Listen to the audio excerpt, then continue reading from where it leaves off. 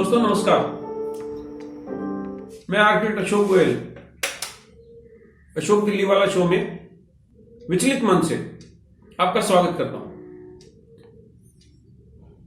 क्यों बोला मैंने ऐसा विचलित मन से? दोस्तों पिछले कुछ समय से लगातार ऐसी घटनाएं घट रही हैं, ऐसी परिस्थितियां बन रही हैं कि उसको देखकर मन का विचलित होना लाजमी है।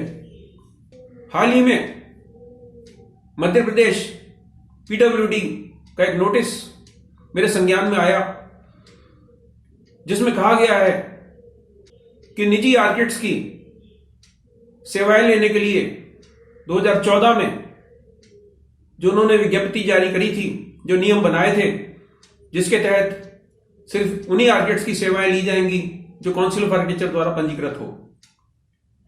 अब जनवरी 2021 में उन्होंने एक नया नोटिस निकाला है, जिसमें कहा गया है क्योंकि सुप्रीम कोर्ट ने आर्किटेक्चरल सर्विसेज पे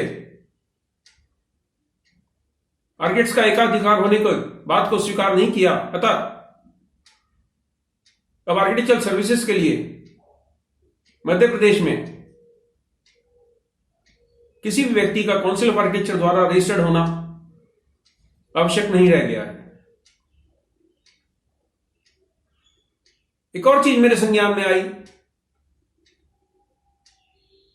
मेरे एक आर्किटेक्ट मित्र ने मुझे सूचना दी कि काउंसिल ऑफ आर्किटेक्चर द्वारा अपना रजिस्ट्रेशन रिन्यू कराने के लिए उसने 33,000 रुपए का जुर्माना भुगता। अंग्रेजी का एक शब्द है हाराकारी,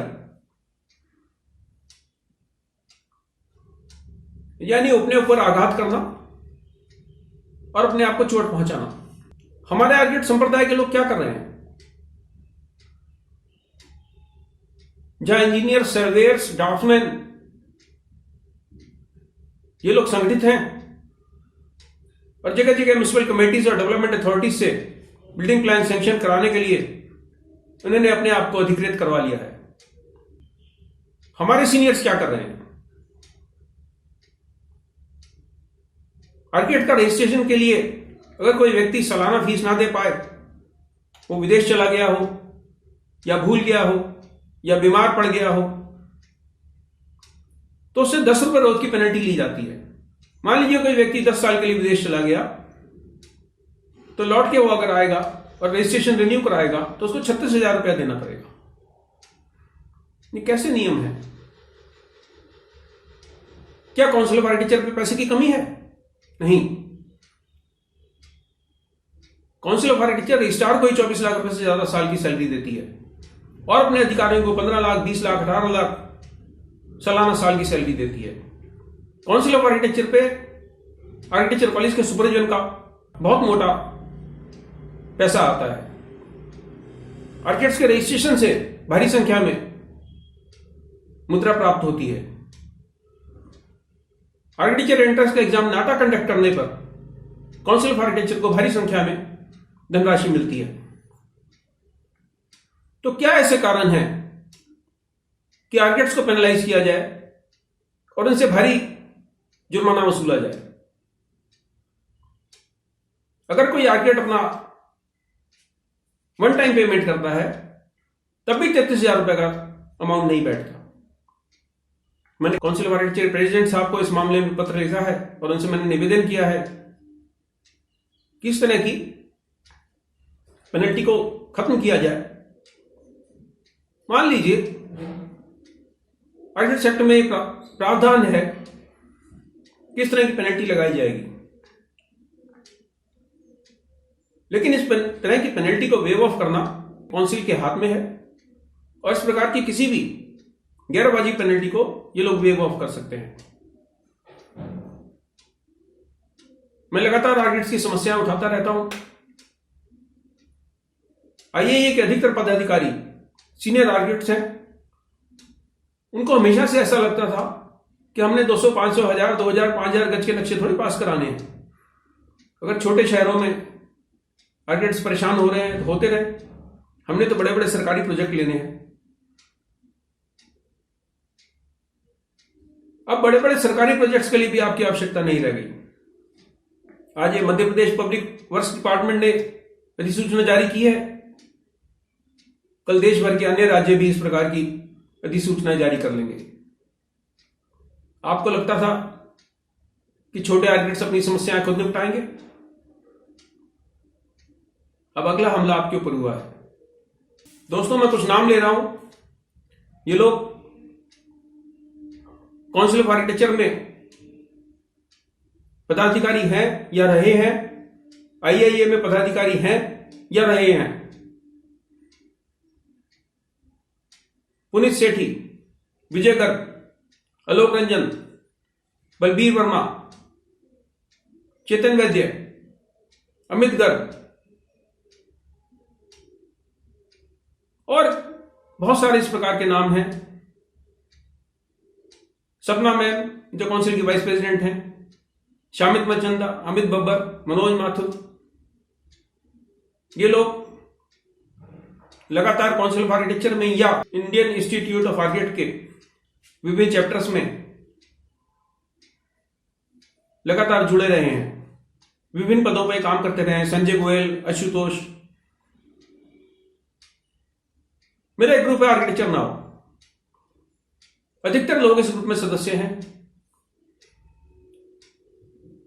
आर्किटेक्ट से संबंधित विभिन्न समस्याओं को मैं इस ग्रुप पे डालता हूं, इन लोगों से सवाल पूछता हूं। आपको जानकर अचरज होगा, इन सारे विद्वानों में से कोई एक शब्द नहीं बोलता।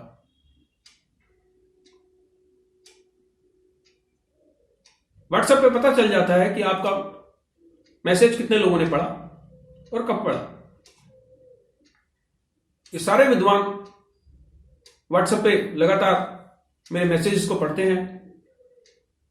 अगर किसी का बर्थडे हो तो हैप्पी बर्थडे कहने में नहीं चूकते, किसी का देहांत हो जाए तो 3 अक्षर RIP के फटाफट लिखते हैं। ये क्यों परिस्थिति ऐसी बनी हुई है कि आर्किटेक्ट्स संगठित नहीं हो पा रहे? क्यों आर्किटेक्ट्स पेनलाइज कर रहे हैं? क्यों काउंसिल ऑफ आर्किटेक्चर आर्किटेक्ट्स के ऊपर जुर्माना लगा रही है? क्यों सारे देश में फर्जी आर्किटेक्ट या अनक्वालिफाइड आर्किटेक्ट या अनक्वालिफाइड लोग, सेमी क्वालिफाइड लोग आर्किटेक्चर की फील्ड में घुसपैठ कर रहे हैं और IIAS का कोई भी चैप्टर इस मामले में संज्ञान नहीं ले रहा। IIA की कोई भी टीम किसी प्रकार की आर्किटेक्ट्स के अधिकारों के लिए कोई काम नहीं कर रही। कहीं कोई किसी सरकारी विभाग के खिलाफ न IIA ने आज तक कोई मुकदमा करा है, न काउंसिल ऑफ आर्किटेक्चर में। मुझे खुशी इस बात की है कि काउंसिल ऑफ आर्किटेक्चर के प्रेसिडेंट हबीब खान जी को जब भी मैं कोई सूचना भेजता हूं तो कम से कम उनका जवाब मेरे पास आता है और वो मुझे ये भी विश्वास दिलाते हैं कि वो इस मामले पे कार्रवाई करेंगे। डॉक्टर अगर मरीज का मर्ज सुन ले तो आधी बीमारी दूर हो जाती है। दोस्तों, ये सारी बीमारियां मेरी नहीं है। मैं व्यक्तिगत रूप से इन सारे मामलों से व्यावसायिक रूप से प्रभावित नहीं होता। मेरा प्रयास यह है कि आर्किटेक्ट्स के अधिकारों के लिए हम लोग मिलकर काम करें, उनकी कठिनाइयां सुनी जाएं। IIA के पदाधिकारी एक आम आर्किटेक्ट के लिए उपलब्ध हों, काउंसिल के पदाधिकारी काउंसिल ऑफ आर्किटेक्चर में दफ्तर में बैठें, वो समय बताएं कि किस प्रकार से एक आम आर्किटेक्ट उनसे दफ्तर में जाकर मिल सकता है। मुझे उम्मीद है कि 10 रुपये रोज की पेनल्टी को रद्द किया जाएगा। मुझे उम्मीद है